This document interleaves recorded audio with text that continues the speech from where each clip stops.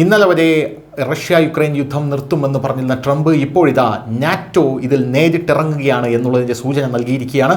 അതായത് കഴിഞ്ഞ ദിവസം നാറ്റോയുടെ സഹായത്തോടെ യുക്രൈന് റഷ്യയിൽ നിന്ന് നഷ്ടപ്പെട്ട പ്രദേശം തിരിച്ചു പിടിക്കാൻ കഴിയുമെന്നാണ് ഇപ്പോൾ ഇവർ പറഞ്ഞിരിക്കുന്നത്. UNGA യോഗത്തിനിടെയാണ് ട്രംപ് സെലൻസ്കിയോട് ഇക്കാര്യം പറഞ്ഞിരിക്കുന്നത് എന്നുള്ള റിപ്പോർട്ടാണ് ഇപ്പോൾ പുറത്തു വന്നിരിക്കുന്നത്.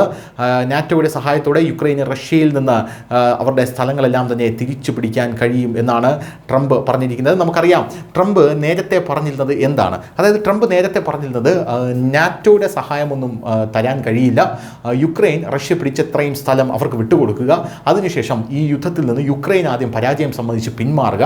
അപ്പോൾ നാറ്റോയാണ് ട്രംപിനോട് പറഞ്ഞത് പിന്നെ എന്തിനാണ് യുക്രൈനിൽ ഇത്രയധികം ആൾക്കാർ കൊല്ലപ്പെട്ടത്, ഇത്രയധികം ആക്രമണങ്ങൾ യുക്രൈൻ നേരിട്ടത്, അങ്ങനെയാണെങ്കിൽ നേരത്തെ തന്നെ ഇത്തരത്തിലൊരു നടപടി യുക്രൈന് സ്വീകരിക്കാമായിരുന്നല്ലോ.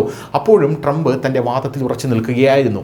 യഥാർത്ഥത്തിൽ ഒരു വമ്പൻ യുദ്ധം വരുന്നതായി ട്രംപ് നേരത്തെ തന്നെ കണ്ടിരുന്നു. ഇപ്പോൾ ഇതാ റഷ്യ നാറ്റോയുടെ ഓരോ രാജ്യങ്ങളിലേക്കായി വ്യോമാതിർത്തി ലംഘിക്കുന്നു, ഡ്രോൺ ആക്രമണം നടത്തുന്നു, പോളണ്ടിലേക്കടക്കം ആ ഒരു സാഹചര്യം ഉണ്ടായിരുന്നു. അപ്പോൾ ട്രംപ് കഴിഞ്ഞ ദിവസം UNGA യോഗത്തിൽ സെലൻസ്കിയോട് നേരിട്ട് പറഞ്ഞിരിക്കുന്നത് നാറ്റോ നിങ്ങളെ സഹായിക്കും, റഷ്യ പിടിച്ചെടുത്ത സകല സ്ഥലങ്ങളും നിങ്ങൾക്ക് തിരിച്ചു കിട്ടും എന്നുള്ളതാണ്.